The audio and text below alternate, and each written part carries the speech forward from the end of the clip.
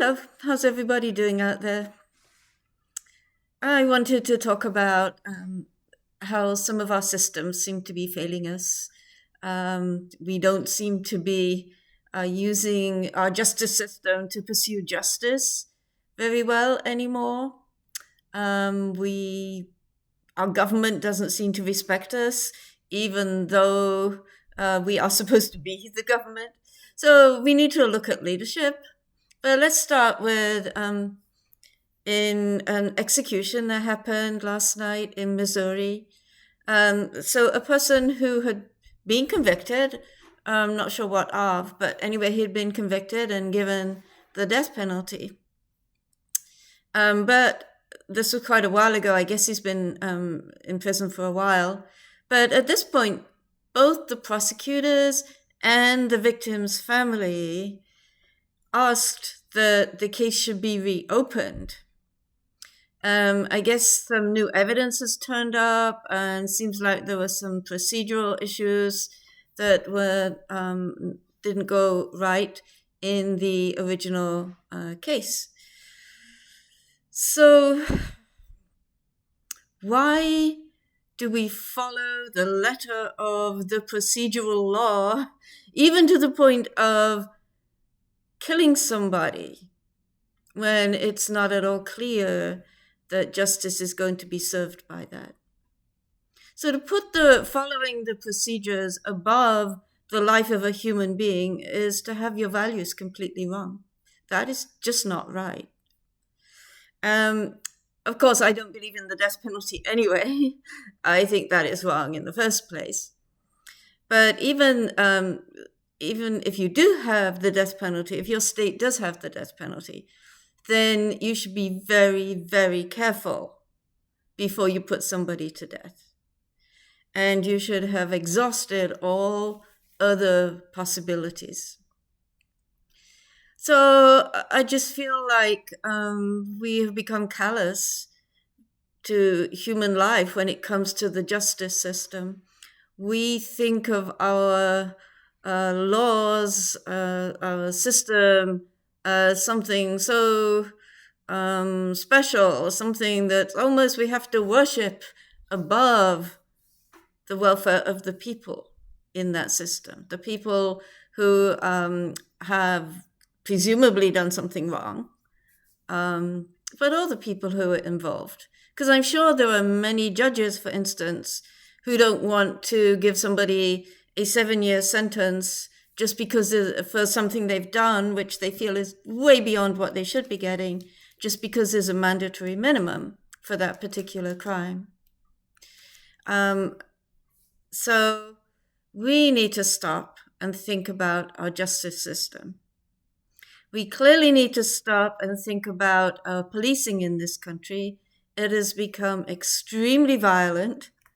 Policemen who are going out to, when there's some sort of trouble, or when they are supposed to be taking care of, say, people on the street who are demonstrating or something, they look like they're going to war. They have weapons that could be used in war, that should only be used in war. Anyway, we'll talk more about the justice system.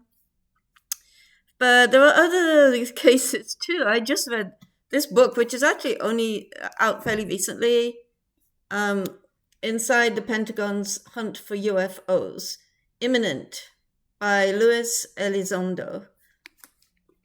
Okay, it's a really good book, by the way. So this takes us through the story of how for many years, since I think at least the Second World War, and probably way before that, the US government has denied the existence of UFOs, or denied that there's any evidence of the existence of UFOs. They don't call them UFOs anymore. But anyway, UAPs, unidentified aerial phenomena, something like that. But he shows in this book really clearly that they had lots of evidence all this time.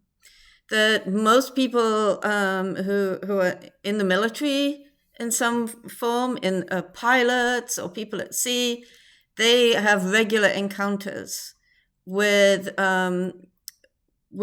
unidentified flying objects, and so they all know this. But officially, they don't exist. Officially, there is no evidence. So why have they been lying for all these decades?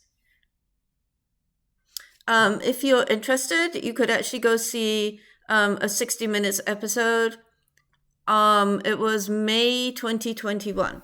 It's all about, actually, they interview this Luis Elizondo.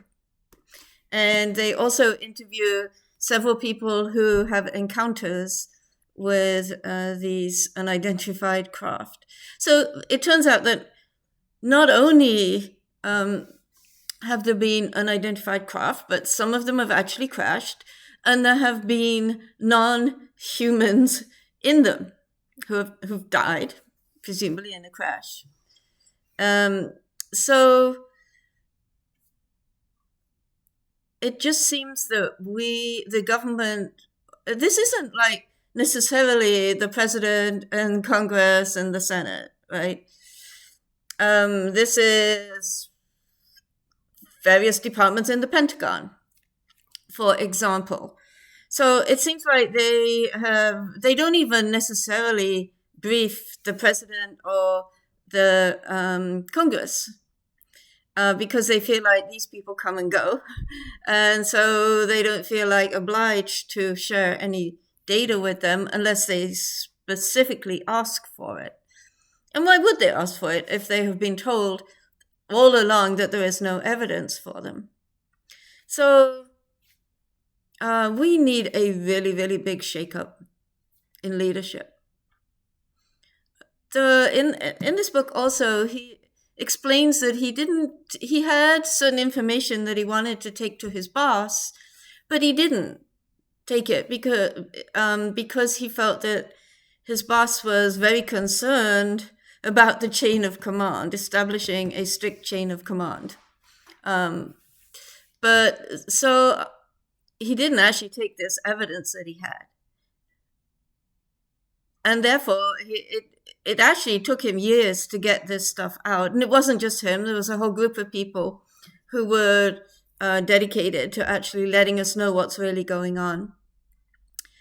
And so he could have taken it up to his boss because he knew his boss personally, but he didn't. So I think that's a problem too. I think some of this problem is leadership has been established on a very male model, masculine basis, mostly, of course, because most of the leaders in the past have been men. I don't think that women would have had that same thinking. I've never experienced that in my job. Of course, I'm not in such an important job, I guess, in that sense. But women seem to find it much easier just to talk to each other. And I think they prioritize relationships maybe a little bit more than things like the chain of command. So, of course, we're getting into a time when more and more women are in positions of responsibility. So things will change just simply for that reason. But I think we have to find ways that we, the people, can find out what's going on in our government. They shouldn't be able to keep everything secret. Of course, there are things that should be secret, but they shouldn't be able to keep everything secret. And we should just have a lot more say in what goes on. So I'm planning to talk about leadership anyway, so I'll probably move into that pretty soon and talk about that. Okay, thank you.